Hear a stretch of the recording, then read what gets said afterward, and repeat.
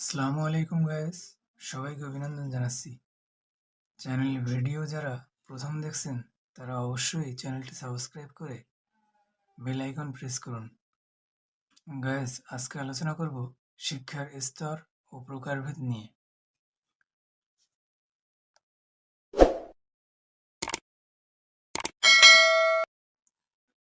Guys, শিক্ষা মূলত তিন প্রকারে হতে পারে: প্রাতিষ্ঠানিক, পারিবারিক ও সামাজিক।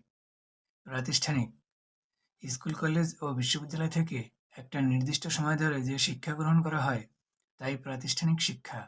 পারিবারিক শিক্ষা: নিজের পরিবার থেকে আমরা বাহ্যিক যে শিক্ষা পাই তাই পারিবারিক শিক্ষা। এক্ষেত্রে পরিবার বিশেষ ভূমিকা রাখে, বিশেষ করে মায়ের গুরুত্ব অনেক। এজন্যই তো নেপোলিয়ন বলেছেন, আমাকে একটি শিক্ষিত মা দাও, আমি একটি শিক্ষিত জাতি দেব। পরিবারে বাবা যেহেতু জীবিকা নির্বাহের জন্য বাইরে কাজ করেন, তাই তিনি বাচ্চাদের শেখানোর ব্যাপারে গুরুত্ব দিতে পারেন না। এজন্যই মায়ের ভূমিকা মুখ্য। গাইজ, এরপরে আসে সামাজিক শিক্ষা। মানুষ সামাজিক জীব। Man can not live alone. মানুষ একাকী থাকতে পারে না। তার বসবাসের জন্য একটা পরিবার ও সমাজের দরকার হয়। আর সমাজে বাস করতে হলে কিছু সামাজিক রীতিনীতি ও সংস্কৃতির সাথে নিজেকে মানিয়ে নিতে হয়। সমাজে অনেক জ্ঞানীগুণী ব্যক্তি থাকেন, আমরা তাদের কাছ থেকে অনেক কিছু শিখতে পারি এবং সামাজিক রীতিনীতি থেকে আমরা যে শিক্ষা পাই তাই সামাজিক শিক্ষা।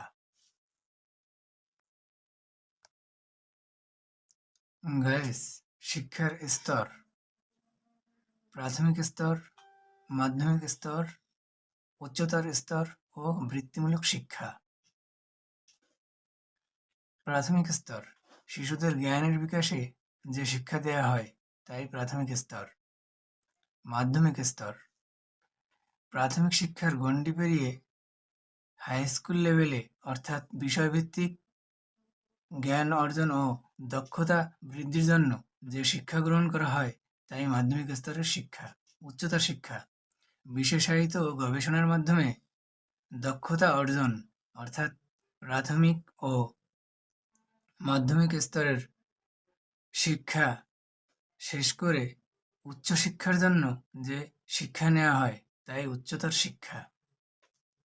বৃত্তিমূলক শিক্ষা: কর্মজীবনে কারিগরি ও পেশাগত দক্ষতা অর্জনের জন্য যে শিক্ষা নেওয়া হয় তাই বৃত্তিমূলক শিক্ষা। গাইস, আশা করি শিক্ষার স্তর ও প্রকারভেদ সম্পর্কে একটু সম্যক জ্ঞান সবার সামনে তুলে ধরতে পেরেছি। আল্লাহ হাফেজ। সবাই সুস্থ থাকুন, ভালো থাকুন।